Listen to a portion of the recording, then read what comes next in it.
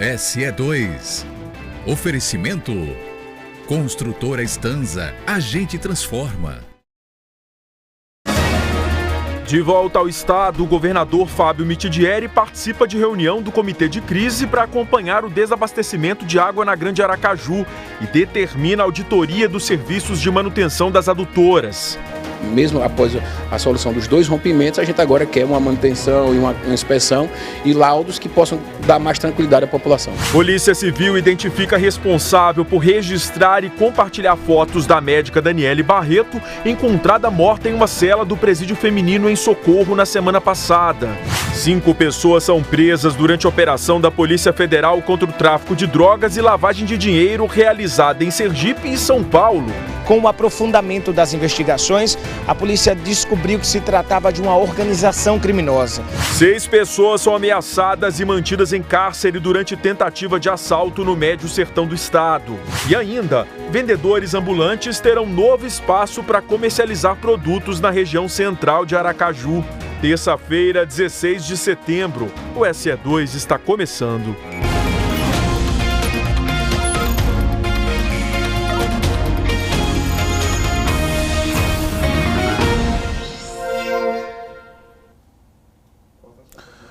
Olá, boa noite, são 7h10 agora.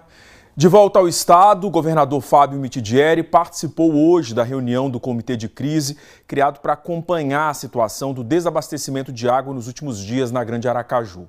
E entre as medidas, determinou a inspeção na adutora do São Francisco e falou sobre as tratativas da criação de uma 3ª linha da adutora. Foi o primeiro compromisso depois da viagem oficial à Europa. O governador Fábio Mitidieri tomou conhecimento de perto com o Comitê de Crise sobre a situação do reabastecimento de água. Além dos representantes do estado, a reunião teve a presença dos prefeitos de Nossa Senhora do Socorro, Samuel Carvalho, e da Barra dos Coqueiros, Ayrton Martins, e de representantes da Prefeitura de Aracaju. O governador determinou uma inspeção na adutora entre o Rio São Francisco e Aracaju. Mesmo após a solução dos 2 rompimentos, a gente agora quer uma manutenção e uma inspeção e laudos que possam dar mais tranquilidade à população. Segundo o Sindisan, Sindicato dos Trabalhadores da DESO, com a saída de funcionários experientes da companhia, o trabalho de manutenção preventiva das adutoras já não é mais o mesmo. A gente já vinha, inclusive, denunciando isso, que havia umas particularidades no sistema daqui de Sergipe, que é todo integrado, e que demandaria de mão de obra especializada.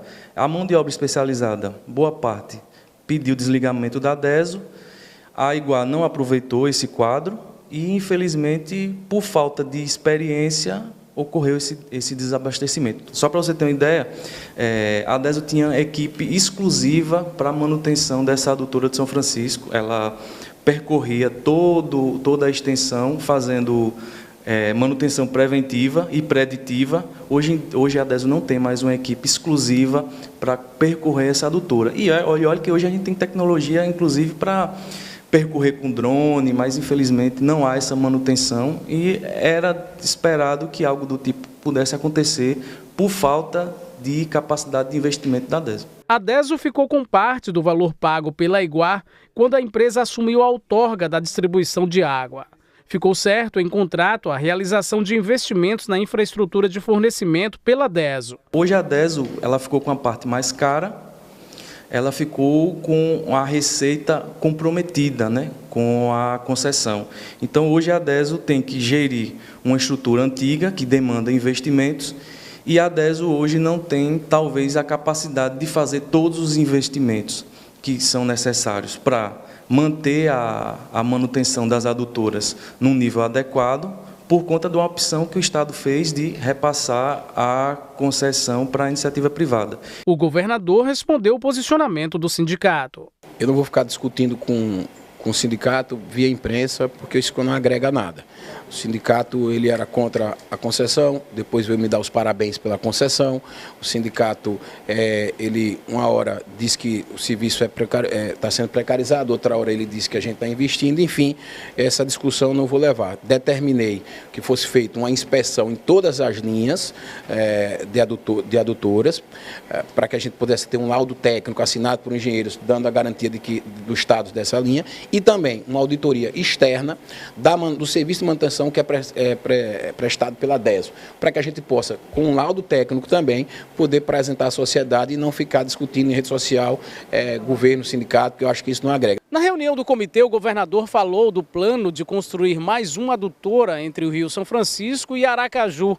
Mas para isso depende que o governo federal inclua no PAC, o Programa de Aceleração do Crescimento. Nós temos outras ações maiores, inclusive, de investimentos, inclusive numa nova adutora, seria a linha 3, saindo lá de Propiá até Aracaju, mas essa é uma parceria com o governo federal que eu ainda não posso anunciar, porque ainda está numa fase final de garantia de recursos, que é uma obra de valores muito altos, chega à ordem de R$1 bilhão.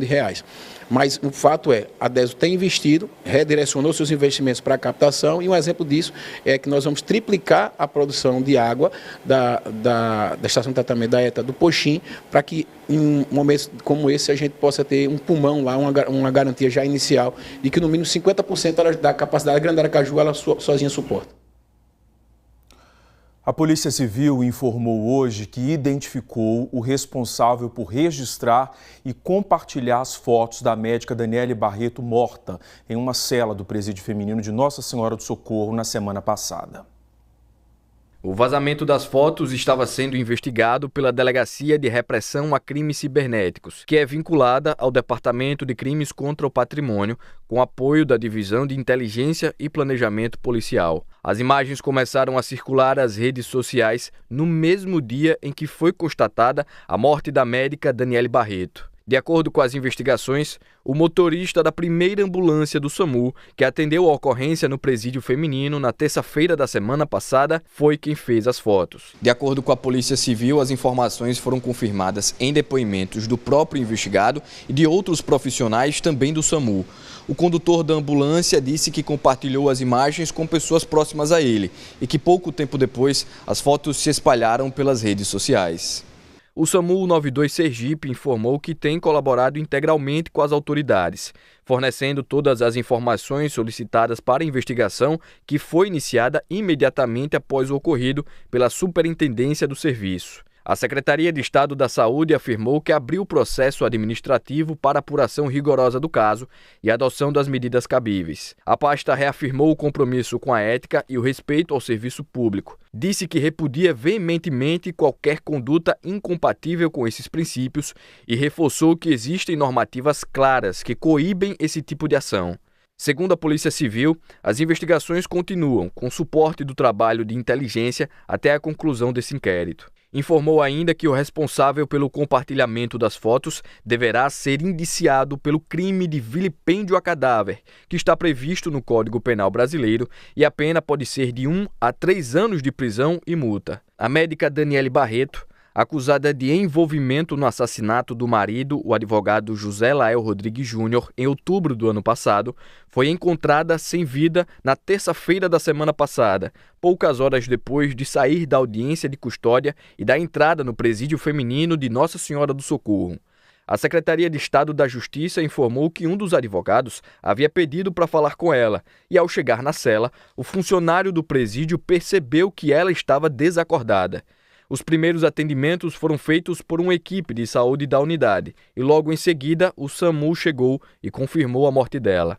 A defesa diz que a médica passava por um quadro de saúde mental complicado e que ela precisaria ser acompanhada por atendimento psicológico na prisão. Daniele Barreto e mais 6 pessoas foram presas suspeitas de envolvimento no assassinato a tiros do advogado José Lael Rodrigues Júnior, esposo dela, no dia 18 de outubro do ano passado.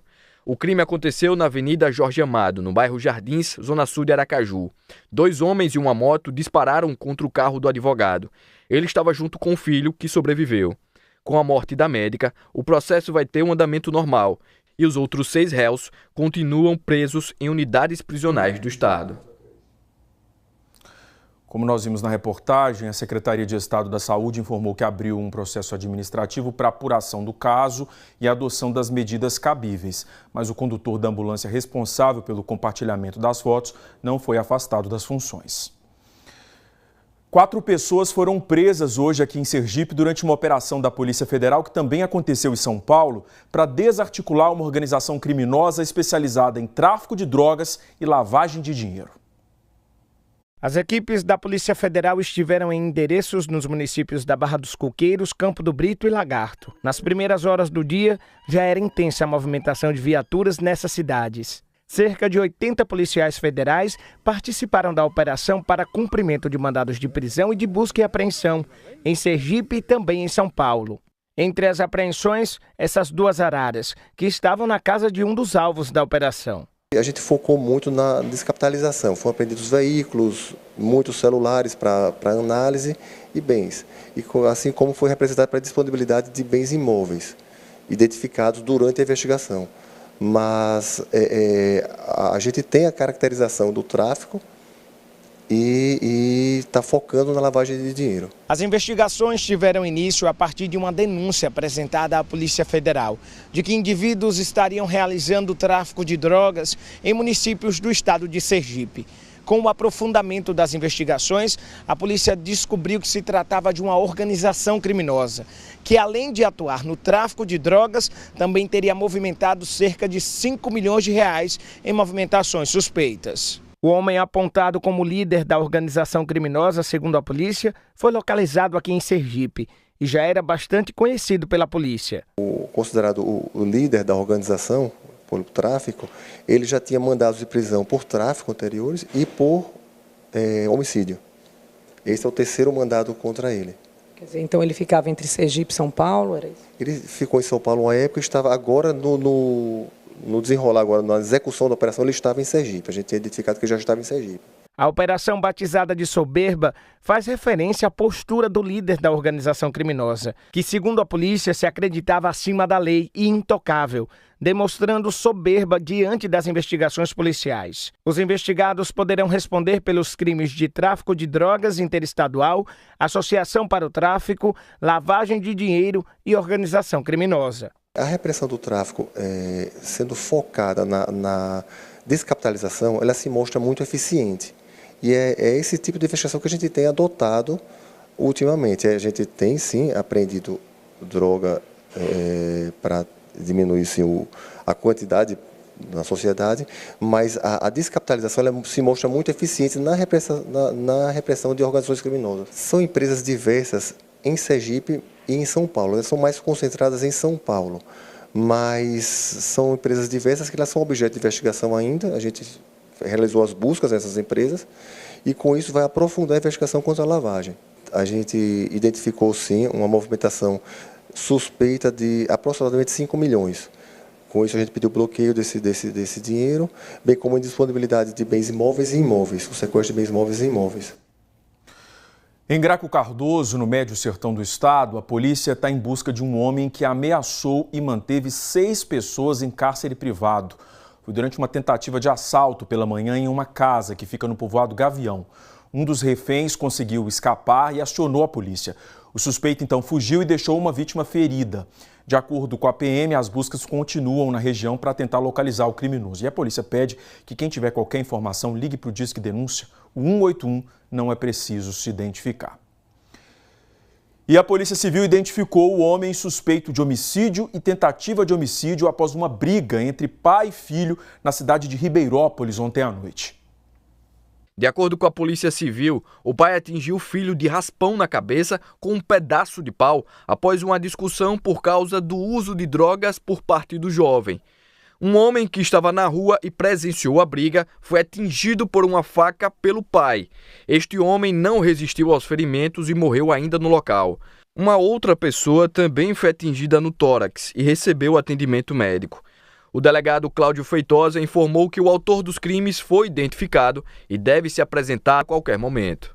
O caso já está completamente solucionado. Só estamos aguardando a apresentação da pessoa que cometeu o crime, que está previsto para o dia de hoje, e futuramente será encaminhada ao Poder Judiciário para as medidas necessárias. Nós ainda não temos a informação se ele já se apresentou. A seguir, 2 investigados por aplicar o golpe do novo número do WhatsApp aqui em Sergipe são presos no estado do Mato Grosso. São 7h24, a gente volta em instantes.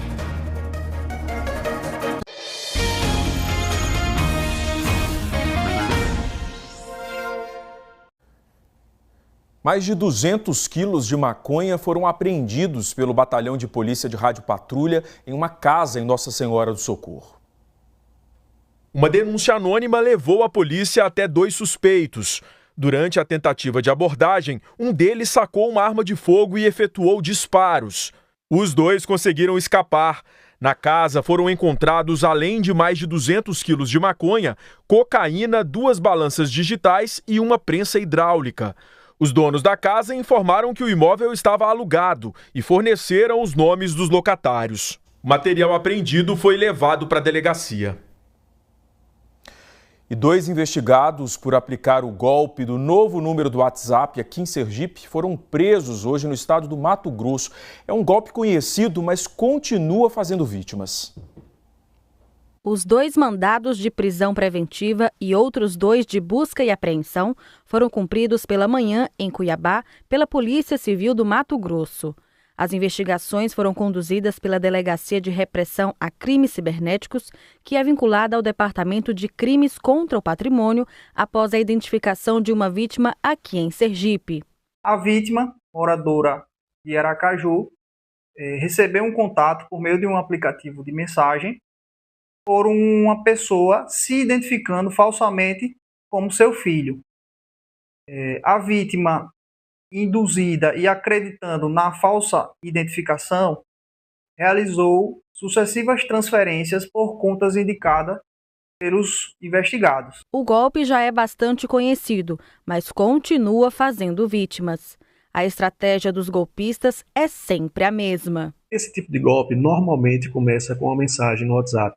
Oi mãe, esse é meu número novo. Ou oi pai, esse é meu número novo.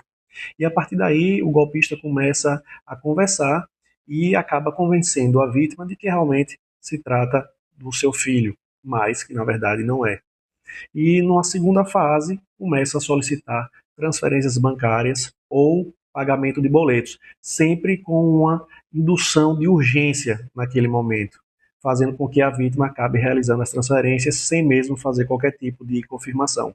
Aparelhos celulares apreendidos com os 2 investigados vão ser periciados. O delegado reforça uma medida simples para evitar cair nesse tipo de golpe.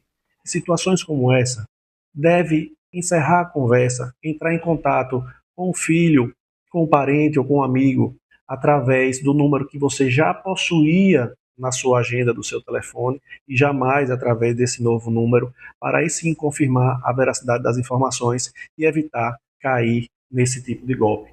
Previna-se e não caia nesse golpe. Um micro-ônibus da Copertause, que fazia a linha General Mainara Aracaju, tombou no fim da manhã de hoje. O acidente aconteceu na BR-101, próximo ao município de Rosário do Catete, no leste do estado. Segundo a Polícia Rodoviária Federal, 5 pessoas tiveram ferimentos leves. Elas foram atendidas pelo SAMU e encaminhadas a hospitais aqui na capital. A PRF controlou o trânsito lá na região. Em nota, a Copertause informou que um representante da cooperativa está acompanhando os passageiros feridos e prestando toda a assistência necessária. A assessoria do deputado federal Ícaro de Valmir atualizou à tarde o estado de saúde do parlamentar, que foi internado ontem após apresentar desidratação severa, além de episódios de tontura e desmaios nos últimos 5 dias. De acordo com a assessoria, o deputado está em um apartamento e a equipe médica trabalha para fechar um diagnóstico. Ícaro de Valmir já apresentou melhoras, mas ainda não há previsão de alta. E olha só, vendedores ambulantes terão um novo espaço para comercializar produtos na região central de Aracaju. Uma mudança que divide opiniões. É neste espaço de 3.000 metros quadrados que cerca de 400 ambulantes vão trabalhar conforme o planejamento da Prefeitura de Aracaju. O espaço fica na Avenida Coelho e Campos, próximo aos mercados.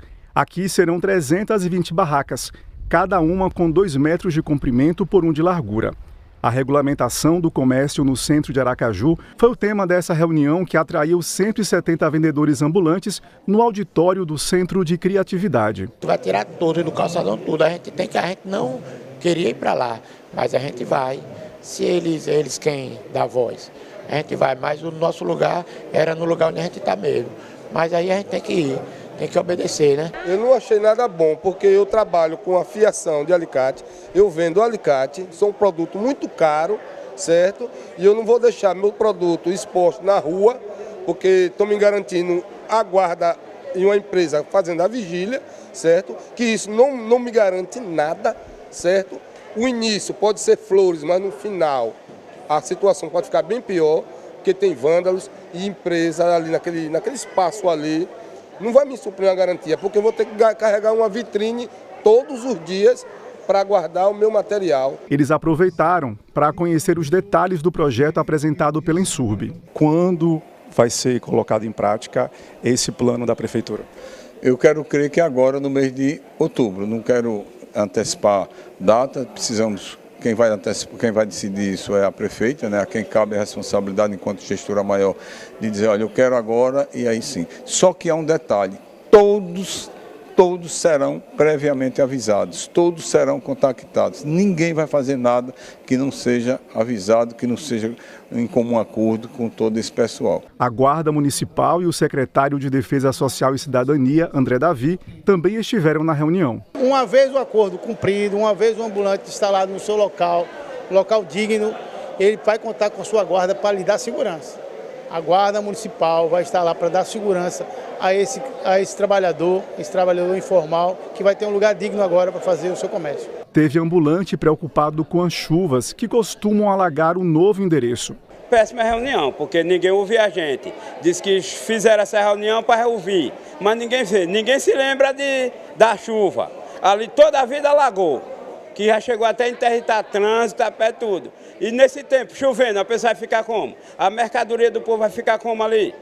Porque fica daquele jeito, quando nós chegamos no outro dia não tem nada. Vamos respeitar todos os ambulantes do centro comercial na mais absoluta paz, numa conscientização muito grande, porque nós estamos dando dignidade a eles, nós, a gestão, a prefeita Emília Correia, quando a gente oferece um espaço tão belo, né, tão aconchegante como é esse da Praça Hilton Lopes. Parte dos ambulantes questionou o fato de ter que dividir a banca. Eu gostaria de saber também da organização desse evento, se, por exemplo, eu estou ali todos os dias trabalhando, eu precisar viajar num dia, posso deixar uma pessoa com meu crachá no local? Isso é importante. Nós vamos ter o nosso administrativo no dia, nós vamos ter fiscais, guarda municipal, para quê? Para controlar e dar segurança a eles, para evitar que pessoas estranhas queiram também ocupar um espaço quando na verdade não eram permissionários. A previsão é que a nova área de comercialização no centro de Aracaju comece a funcionar agora no mês de outubro,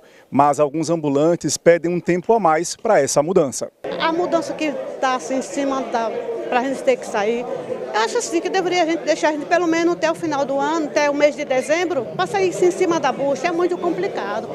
Para a gente, que nós somos fracos, que estamos ali, é muito complicado. Veja bem, eu tenho o meu ponto de vista, eu não vejo possibilidade alguma. Final de ano é que a gente tem que estar com o belo, com a coisa aconchegante, com o conforto para oferecer à sociedade. Então esse é o grande momento de você chegar, celebrar o Natal, celebrar o Réveillon, celebrar o mês de dezembro, o mês de festa, exatamente no novo, exatamente com essa diferença que aí está. Isso é que essa gente precisa entender e está entendendo. No Tribunal de Contas do Estado, começou nesta terça-feira o Simpósio Nacional de Educação. O auditório do Tribunal de Contas do Estado foi preenchido por gestores públicos, profissionais da educação e pesquisadores para um tema de muitas demandas. Hoje nós temos um dos piores índices de alfabetização e nós temos que combater, né? Temos que transformar a educação numa educação de excelência, porque nós temos vários exemplos, como o Ceará. Ceará hoje, as pessoas tiram seus filhos da escola particular para a escola pública, porque é uma escola de referência. O Simpósio Nacional de Educação tem a proposta de apresentar os melhores exemplos no Brasil. No caso do Pará, nós temos um número muito grande de municípios em que as escolas são ribeirinhas, elas estão localizadas à beira do rio, em que o transporte escolar não é o ônibus, é o barco, né, que o aluno usa para poder, o professor, para poder chegar na escola. E o tribunal tem feito um trabalho no sentido de aprimorar toda essa estrutura para que possamos ter um bom resultado da educação, para que efetivamente o aluno saiba ler, escrever, esteja alfabetizado na idade e na série correta. Também é para discutir os indicadores e o acesso à educação de qualidade. Nós estamos melhorando os nossos indicadores de alfabetização, de aprendizagem, de fluxo. A gente está melhorando no INDEB. Isso é um ganho significativo. Mas a educação pública não vive só de resultado, não vive só de aprendizagem, vive também de inclusão. E nós temos inúmeros projetos inclusivos que são, assim, exemplo e que são case de sucesso em todo o Brasil. A programação vai até esta quinta-feira, com debates, painéis e a troca de experiências de uma educação ainda com tantos desafios. Os dados, eles são sempre muito desalentadores, desafiadores.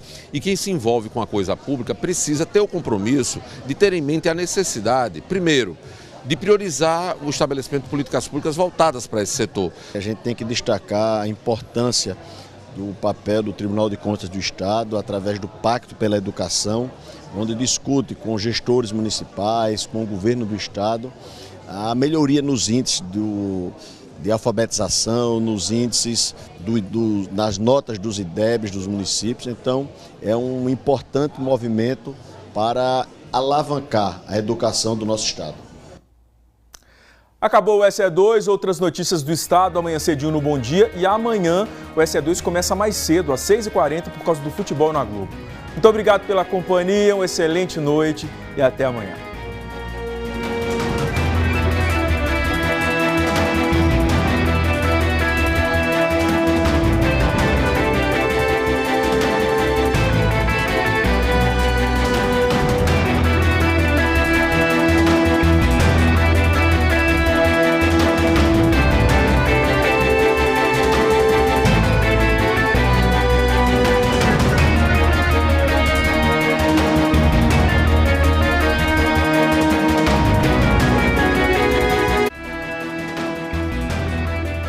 SE2. Oferecimento. Construtora Estanza. A gente transforma.